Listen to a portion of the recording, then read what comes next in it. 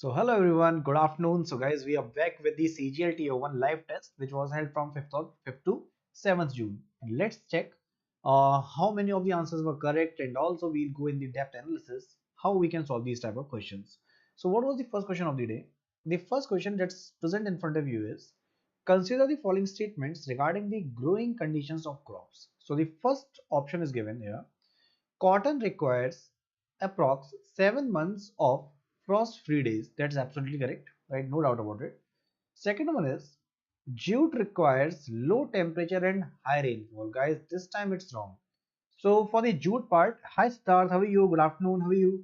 So guys, if I'll talk about the jute part, so you must be aware of these things. So guys, see, basically second one is wrong, right? So it's mentioned that it requires the low temperature, but the main fact is it requires the good sunlight.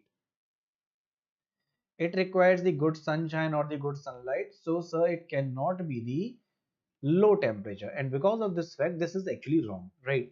Then the third one is maize requires moderate temperature and rainfall. So yes, again we can say that this part is correct. So here select the correct statements using the codes below. So which one is correct? So if I talk about it, so only one and third is correct, second one is wrong. So the first the correct answer will be 1 and 3. So guys, what are the conditions, what are the requirements for all these three crops? Let's have a look at the detail. So first of all, here what is the correct answer? As discussed, only 1 and 3. Now see, first of all, talking about the cotton.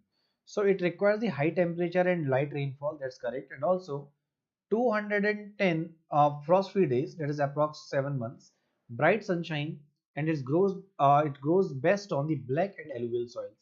Where the most of the examinations, this question from the black soil is again and again asked, right?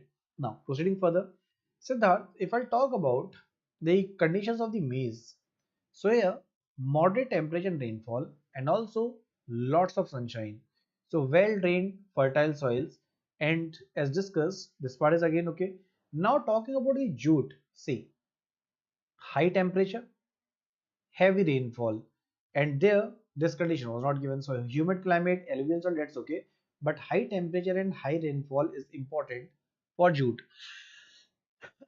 And here it was saying that it requires the low temperature. So that's why it is wrong. Basically, that would be the high temperature. I guess this is clear. So these are the basic and important things. You must remember them. Fine. Proceeding further. Next. So the next question is, which of the following statement is or are correct? So the 1991 Industrial Policy immediately repealed the MRTP Act and enforced the Competition Act in the same year. Guys, is this statement correct? So here this statement is not correct, because if I talk about that year, so guys, you need to know about 2002. It wasn't 1991. Yeah, in 1991 industrial policy removed the asset threshold based pre-entry restrictions on MRTP companies, that's correct, that focused on curbing unfair trade practices instead. So if we'll go with option number B, that's correct, but guys, this repealing, that's actually linked with 2002. That's why here we cannot go with option number A. We'll go with just option number 2. That is only 2 is the right answer. Understood? So Siddharth and all the candidates who are going with just option number 2, they are only correct. So as discussed, the MRTP Act was not repealed in 1991. It was replaced later by the Competition Act of 2002. Right? So this is important, and enforced in stages from 2009. So 1991 policy indeed scrapped pre-entry restrictions on MRTP companies, moving towards the ex post regulation that was given in statement number 2. So that's the point, right? So here the Competition Commission of India, it became fully operational in 2009. So what is the answer? The correct answer will be just option number, the statement number 2 is correct, which is option number also 2 is correct. Next. Now the question is regarding Pro Kabaddi League. Okay, so there are two statements. The golden raid rule introduced in PKL season 12 serves as a sudden death tiebreaker where a single raid determines the match outcome, and if unresolved, a toss decides the winner. So guys, here this might look quite awkward, but yes, this toss decider fact is actually the main fate decider. So it is actually there. So many of you will think by toss we can decide, but yes, that's the part of the rule. So statement number 1 is absolutely correct. There is no doubt about it. So guys, you must remember that it has been added to the whole new level of excitement. And finally, that I'm saying to the last closing minutes, yes, if it is a sudden death tiebreaker where a single raid determines the match outcome and it is unresolved, so that's the toss deciding factor only. Yes, the tossing is done. Okay, this league was introduced in 2014 and it became the India's most watched sporting event after IPL.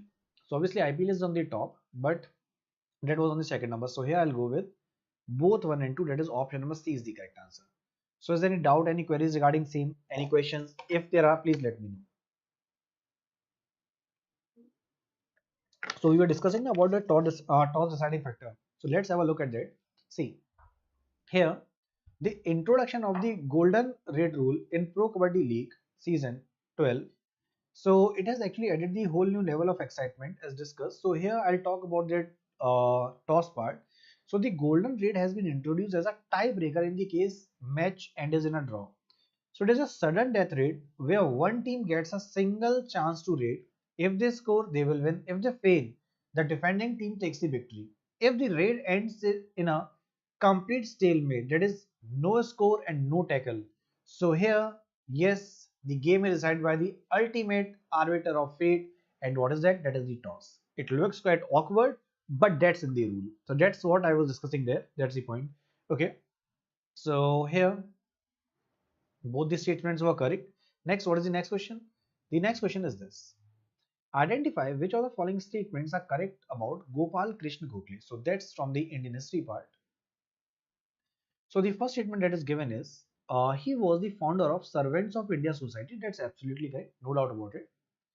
So he served as a member of both Imperial Legislative Council and Bombay Legislative Council. That's again correct. There's nothing wrong in it.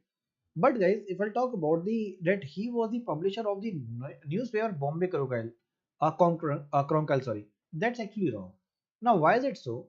Because for this newspaper, this was actually started in 1910 by Firoz Shah Mehta. Yes, so Firoz Shah Mehta was the one who actually started this newspaper. So here only 1 and 2 statements are correct, but the third one will be wrong. So 1 and 2, C is the correct answer. So yes, here I mentioned this here also.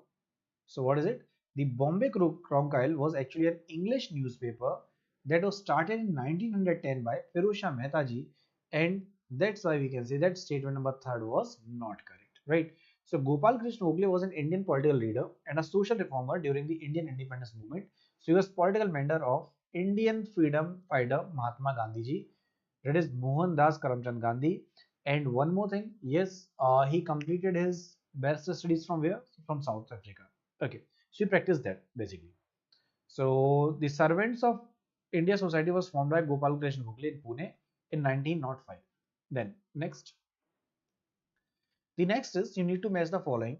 First of all, talking about the William Bentinck. So William Bentinck was the first Governor General of India. And if someone asks you about the first Viceroy of India, so who is he? So here, one by one, let's understand. So he was Sukumar. Let's see who will give the correct answer. So first of all, let me please discuss here. So guys, if I'll talk about this part, that is Dr. Sarvapalli Radhakrishnan ji, he was our first vice president. Who was the first president? He was Dr. Rajendra Prasad, right? So now, who was the first Governor General?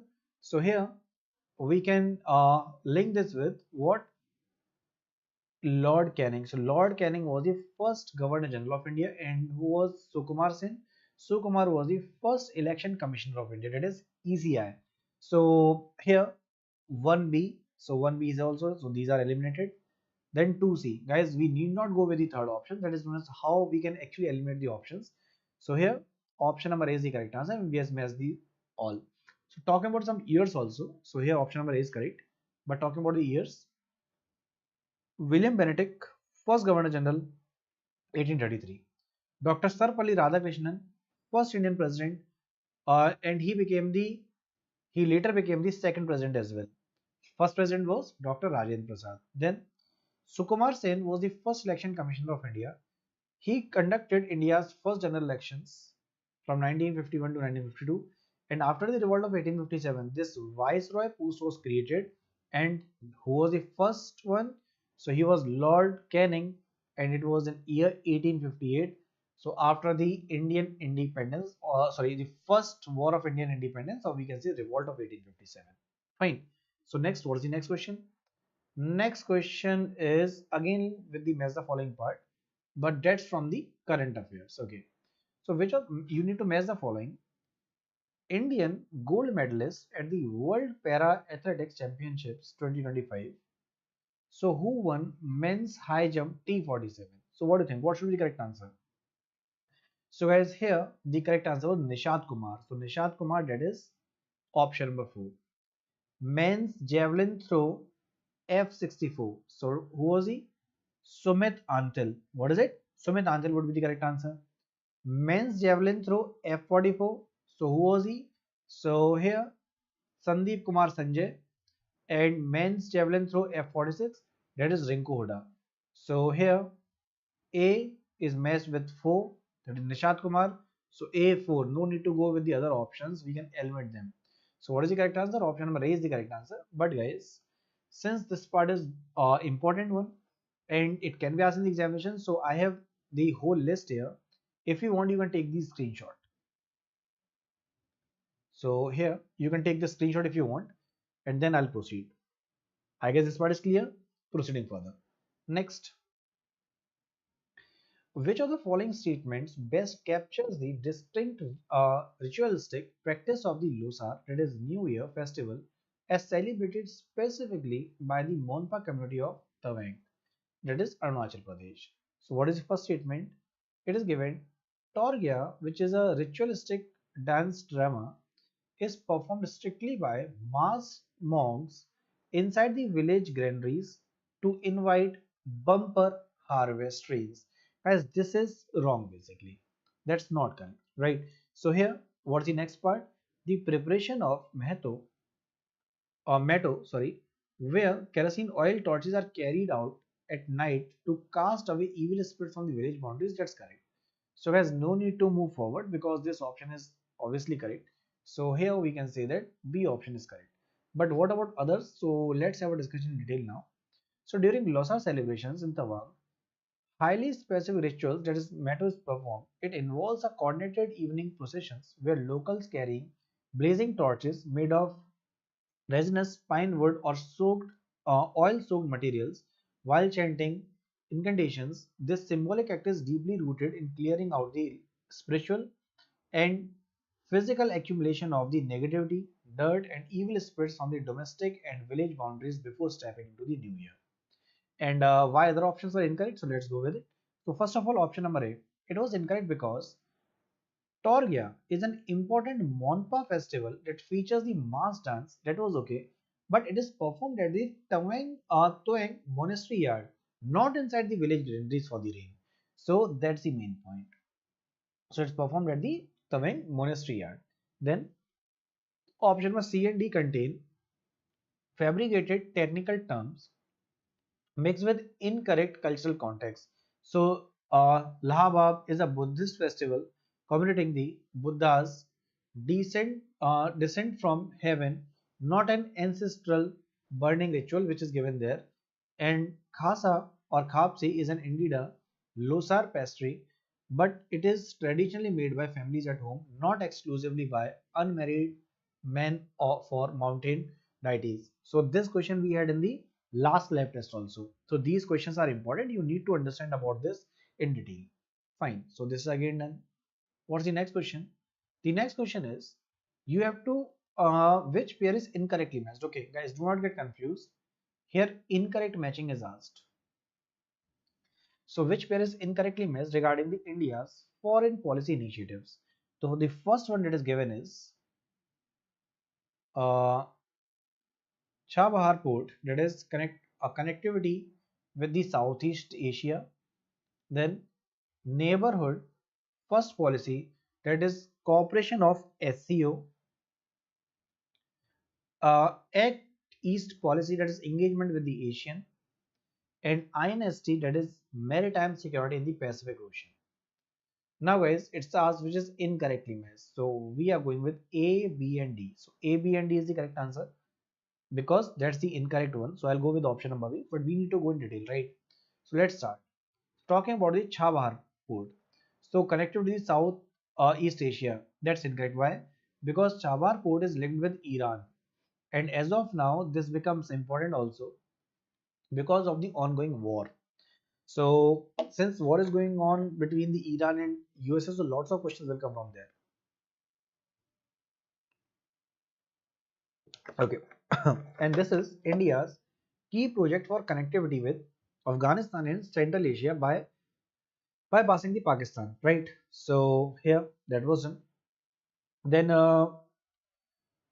then we had this cooperation with SEO, right?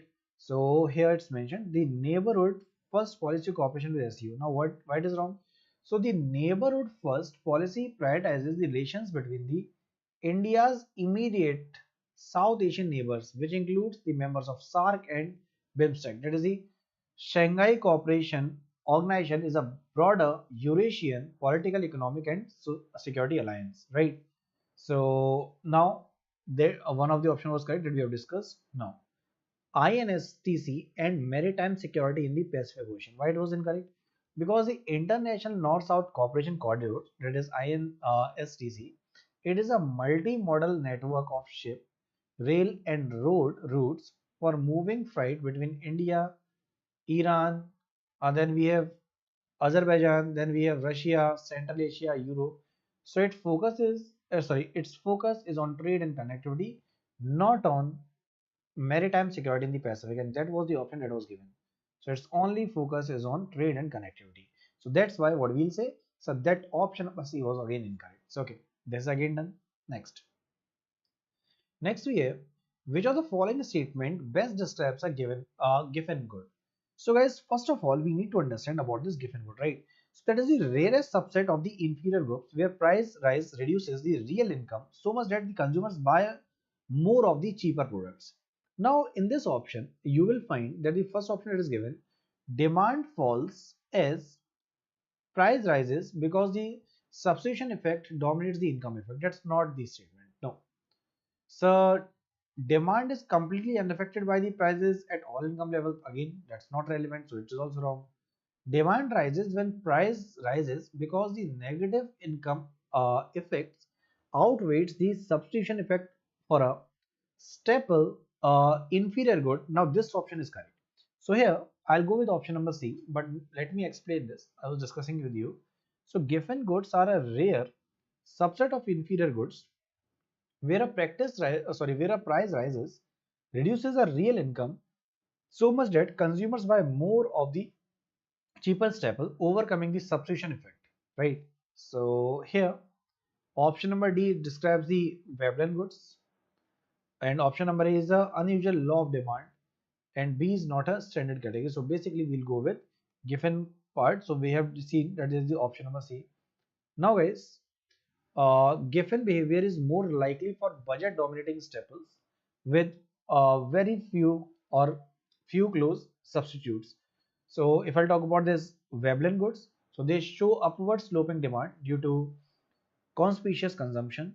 Inferior goods have negative income elasticity but typically still flow the law of demand. And the fourth one is angel curves plot income versus demand of a quantity demanded for inferior goods, they eventually bend backward. Next. So yeah, that's done. Next we have about the writers. Okay. So you need to match the author with their books. So first of all, talking about the Vishnu Sharma. So as from the Vishnu Sharma, this particular question we have discussed earlier also. Vishnu Sharma is linked with Panchatantra. That's absolutely correct. Ban Bhatt has written Kadambini. That's again correct. So Kalidas has written the Meghaduta, and Charak, that is Charak Samhita. This was the easiest question of the day. Seriously, man.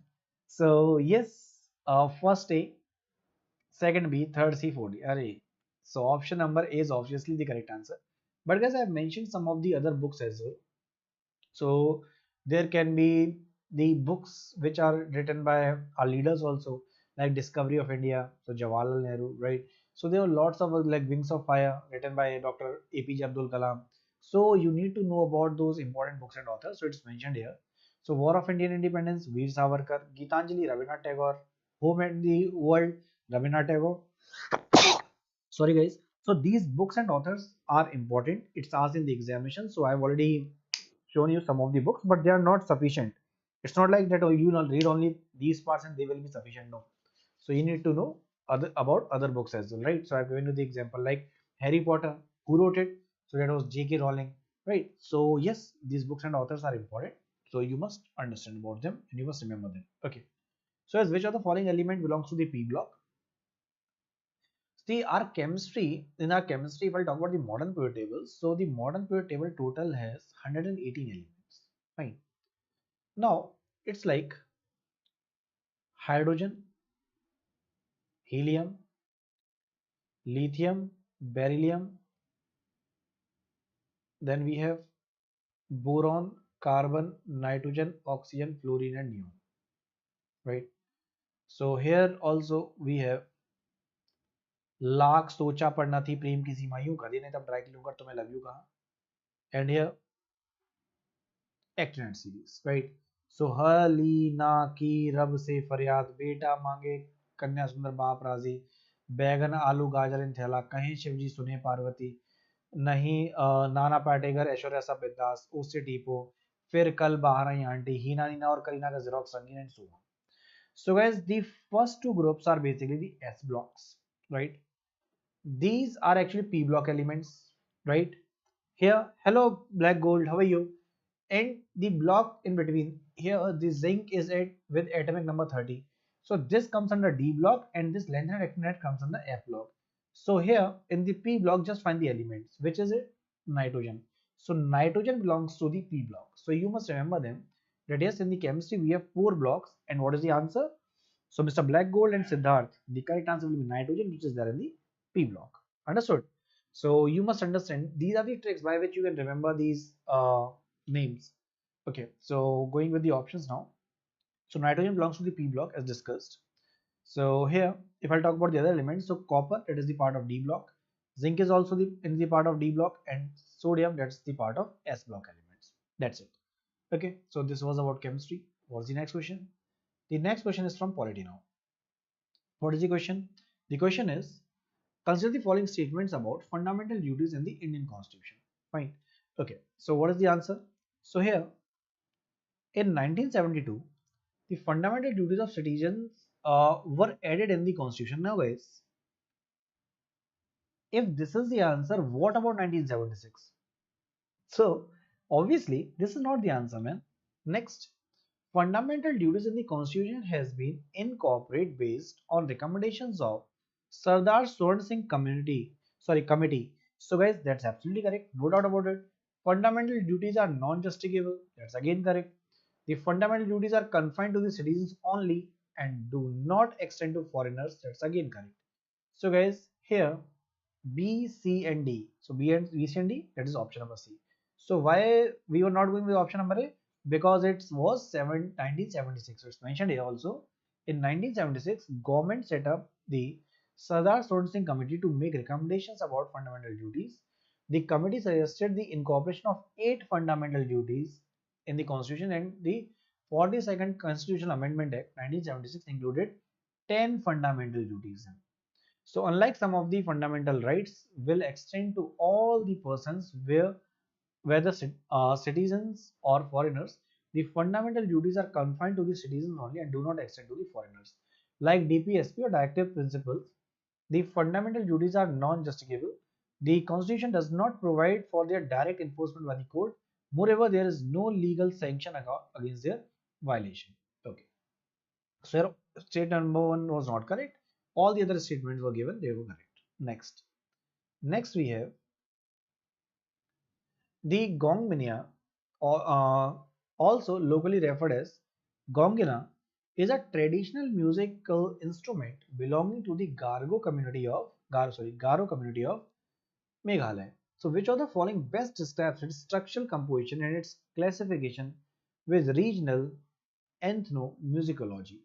So here the first one is, it is a small plugged cordophone made by raising thin strips of bamboo bark over wooden bridges, mimicking the uh, melancholic cries of regional folklore. Second is it is a traditional indigenous Jews harp crafted from a thin slit of bamboo. That's correct. Acoustically characterized in the local traditions alongside with the wind instruments, it is aerophones due to its reliance and breathing and mouth resonance. So guys, here option number B is absolutely correct. No need to go with the further options, and yes, the correct answer is option number B only. Next, the question is regarding the Indus River system. So which of the following statements is correct about the Indus River system? So Indus is also called as the Sindhu, and it is the easternmost of the Himalayan rivers in India. Okay, so that's option number A. Now tell me one thing. So is it correct? So if I talk about the Indus, it is saying the easternmost of the Himalayan rivers in India. So guys, is it correct? So let me write it for you. You must remember this. That will be the westernmost part, right? And if it is the westernmost part, obviously the statement has gone wrong. Second, in Tibet, it is known as Singi Kamban, which means the lion's mouth. That's absolutely correct, no doubt about it. Then the Indus receives the number of Himalayan territories like Shyok, the Gilgit, Jaskar, Hanza, Nubra. You must be knowing about the Nubra Valley as well, right? Shigar, then the Gasting and the Dras. So guys, here both option number B and 3, so 2 and 3. So guys, now here option B, that is 2 and 3 is the correct answer, right? So yes, explaining about it more. So as discussed, see, if I talk about the Indus system, so it is one of the largest river basins in the world, right? So this is the area which it covers. So the Indus is also known as Sindhu, that's okay. But the point is, it is the westernmost of the Himalayan rivers in India. And because of this only, the first statement was wrong. Yes, everything is correct in Tibet. It is known as Singi Kamban, that is lion's mouth. Okay, next. Now we have consider the following statements regarding the Mansabdari system under Akbar. So here it is given that the Zat rank of the Mansabdar determine the number of forces maintained by him, while Sawar determine the number of soldiers he controlled. Guys, it's like swapping, that this statement was okay for it and this statement was okay for it. So here option number A is absolutely wrong. Okay. Second is the rank of Mansabdar was hereditary and his Jagir passed to his descendants after his death. So guys, here again, sorry, the Mansabdari system broadened the ethnic composition of Mughal nobility by including Rajputs and Indian Muslims alongside the Central Asians and Persians. So this was wrong. The rank of Mansabdar was not hereditary. On the Mansabdar's death, Zagir reverted to the state, right? So here again this was wrong. Third, obviously we have discussed. So the system helped Akbar diversifies nobility, incorporating the Rajputs, Sheikh Zadas, rather than relying solely on the Central Asians and Persians. So yes, option number third was the correct answer. Next, now we have from the geography. The question is, intensity of rain during southwest monsoon depends upon which of the following factors? Offshore meteorological conditions, temperature of ocean currents near west coast of South America, position of equatorial jet streams across east coast of Africa.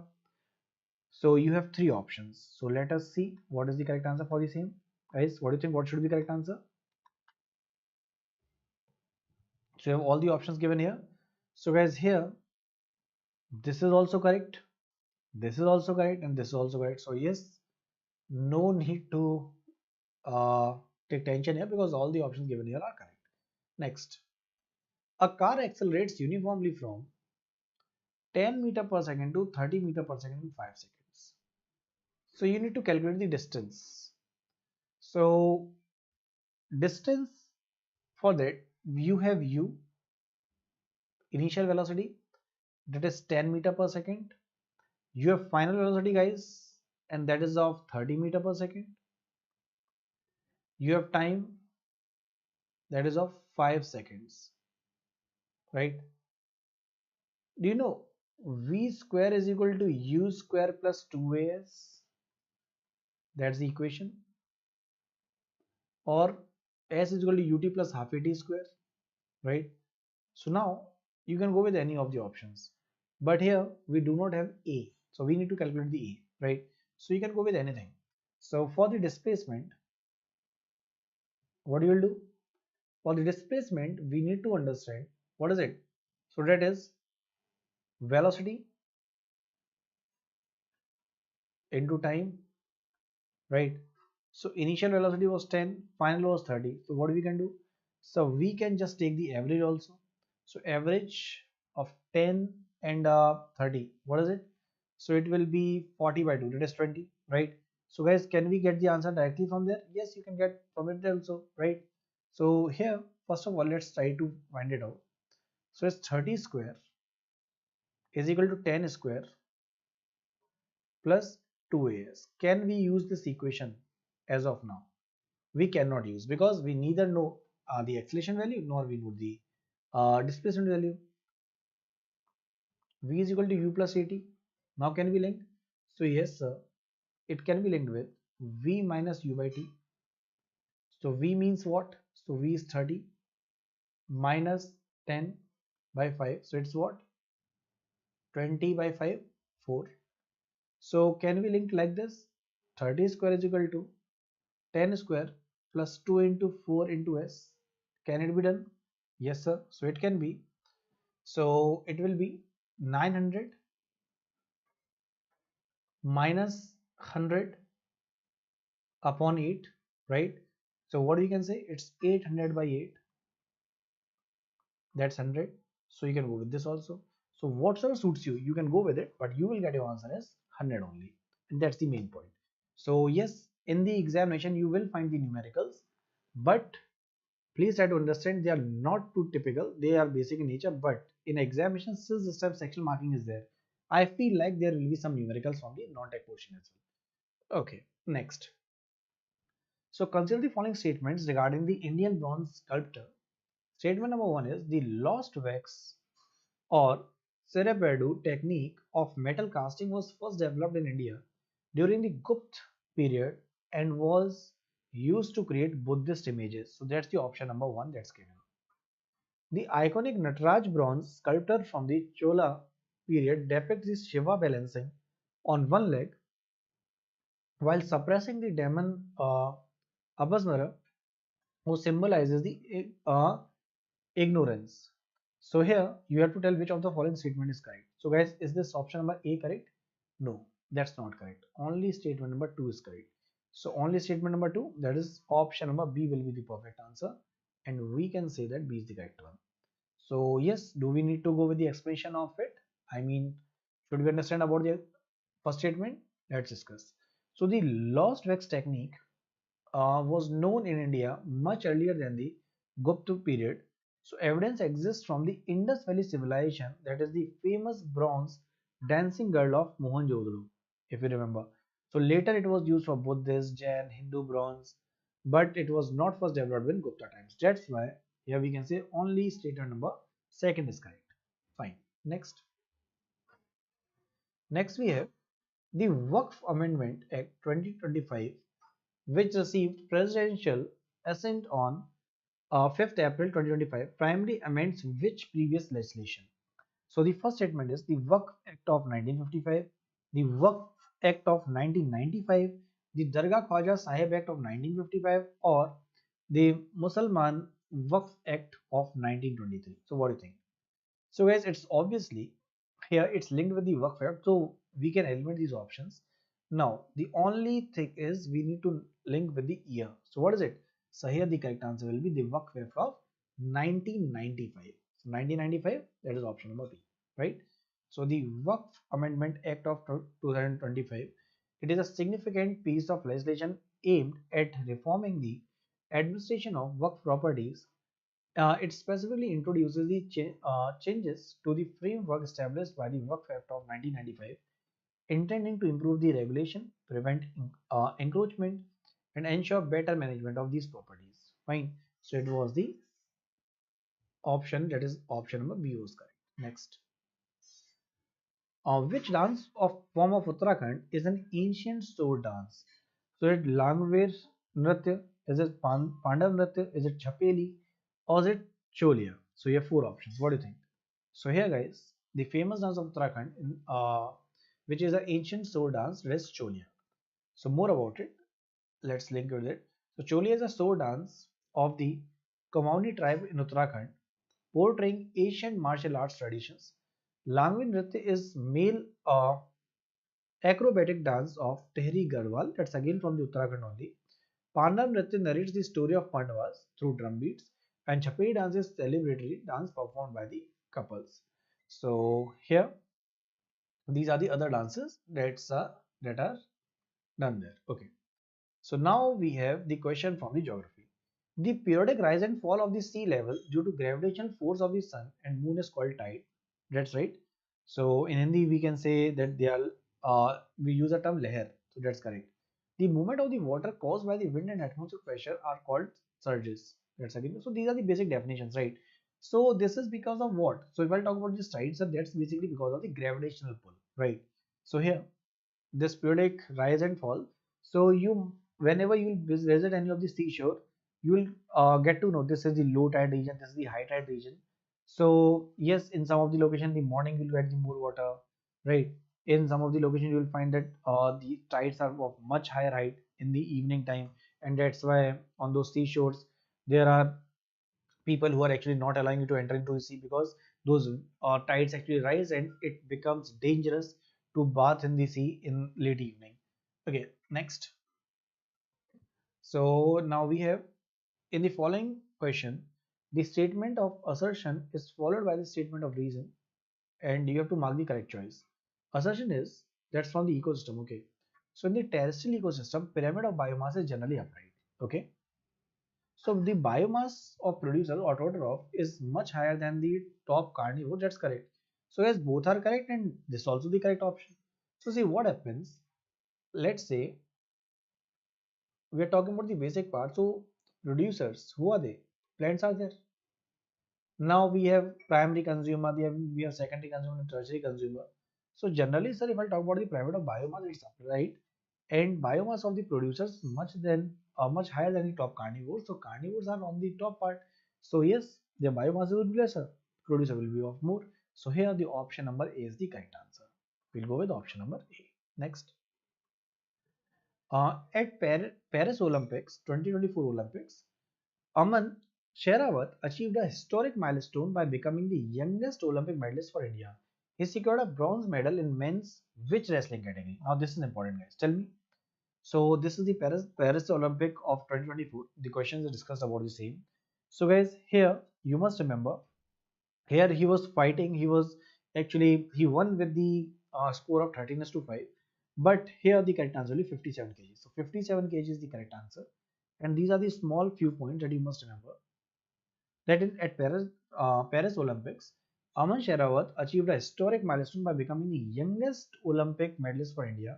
He secured the bronze medal in 57 kg wrestling category by defeating the Puerto Rico's Darian Toy Cruz with the score of 13-5. So here the correct answer was option number D. What's the next question? The next question is consider the following statements about Beti Bachao Beti Padhao. So the scheme was launched to address the declining child sex ratio, that is CSR. Is it correct, guys? So yes, obviously, because it was very lesser sex ratio rate in Haryana, and also in many of these states, it's considered as male child should be there, and also yes, it was for the same. Second is it involves the joint efforts of the Ministries of Women and Child Development, Health and Education.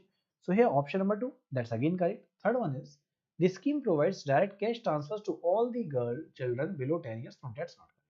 So here I'll say that option number A, that is 1 and 2 is the correct answer.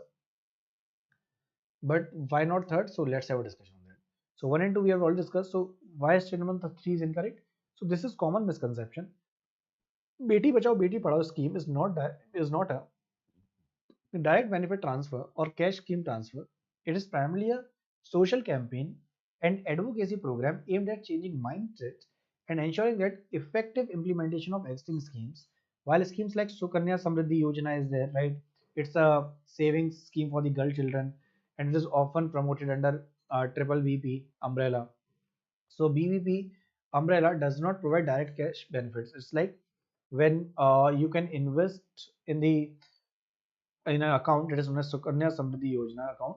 So in this you can actually deposit a maximum cash of rupees 1.5 lakhs in a year, and when your girl child will reach the age of 25, sorry 21, you can get the whole amount. And as of present calculation, so when you deposit 1.5 years regular 1.5 lakhs rupees regularly, so by the age of 21 years your girl child will get approx 71 to 72 lakhs, right? So here it's not that it would not be that of great value after 21 years because of the inflation, but yes, that it will help in the education and the marriage of your girl child. So that's all about that. Okay, proceeding further. So yeah, one more benefit which is there is when you will take out that amount, so no tax deductions will be there. So that's the main feature of that. So the last question is, consider the following statements about the scheduled caste and scheduled tribes population in India. Punjab does not have any population of scheduled tribes, but it has the highest population of scheduled caste population. So that is the statement number one. Second is Lakshadweep and Nagaland do not have any population of scheduled caste. So you have these two options. Now tell me which do you think that it is the correct one. So yes, Punjab does not have any population of scheduled tribes. That's correct. But yes, it has the highest population of scheduled caste population. Lakshadweep Nagaland do not have population of scheduled caste. That's again correct. So I'll say both of them are correct, right? So let's understand about them in detail. So statement number one is correct. In terms of proportion of the total population, Punjab has the highest proportion of scheduled caste, where they account for more than 28.85% of its total population, followed by Himachal Pradesh and then West Bengal. Right? Then Punjab and Haryana do not have any population of scheduled tribes. Right? State number two is correct. Why? Because the state of Nagaland and Union Territory of Lakshadweep and Andaman Nicobar Island, they do not have any SC population. So both the statements which were given here, they were correct. So they were actually your total 25 questions from the GS section. So we have discussed each and every question in the detail, also how questions are framed, you understood about it also. But still guys, if you need to go with the paid batches, the paid batches have started. And if you are preparing for both, that is for SSC and railway both, what you can do, you can just go to the Oliveboard website. When you just tap on it,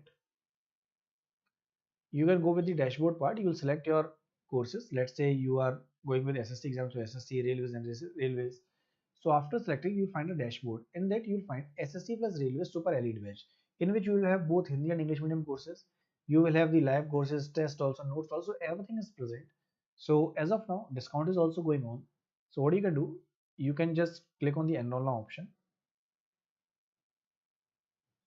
and here the code is FEST. It is going to give you 59% off. So just click on it and use the code FEST. And when you'll apply the coupon code, you will get the maximum discount. So that's all from my end. If you have any doubts or queries, you can just let me in the comment section. I'll revert it to you.